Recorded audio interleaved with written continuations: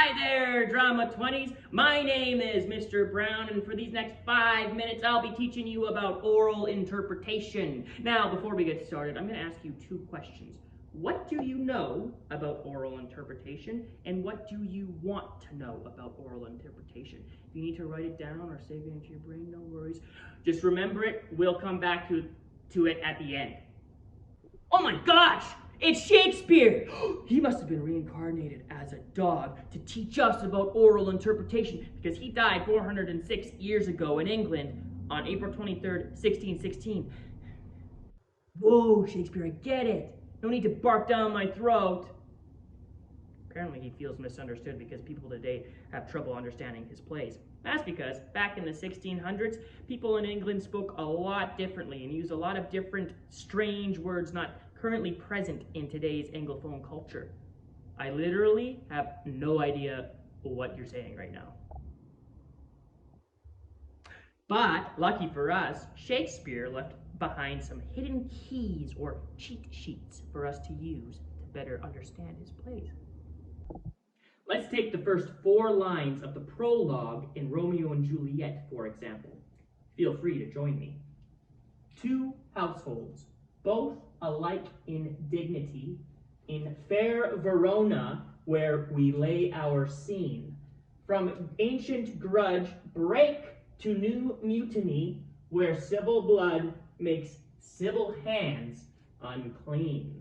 Now, I know you probably know all about scansion by now, so I'm not going to get into that today, but I will show you some simple interpretive methods you can use to unlock the character in Shakespeare's writing. Here is a cheat sheet I use to decipher Shakespeare's texts. Now, this is called verbalizing punctuation, and the whole point of this is that whenever you see a period, you add in, that's it. Whenever you see a comma, you add in, you see. Whenever you see a colon, you add in, now listen, semicolon, and furthermore, question mark, well. Now, let's apply this to the prologue of Romeo and Juliet. 2 households, you see, both alike in dignity, you see, in fair Verona, you see, where we lay our scene, you see, from ancient grudge break to new mutiny, you see, where civil blood makes civil hands unclean. That's it. Do you see how speaking it aloud and using this cheat sheet adds more color and build to the monologue? It's because we're allowing the language to become our own with our own colloquial phrases. And that's the point. That is exactly what Shakespeare wanted. Make the text your own so that an audience can understand what you're saying. Now, after some time, you may want to remove the phrases from what you physically say, but every time you come to a comma, a period, a semicolon, whatever, you will have remembered it in your own voice, how you have made the language your own. Okay, now that you've mastered verbalizing punctuation, what else can you do to better interpret his plays?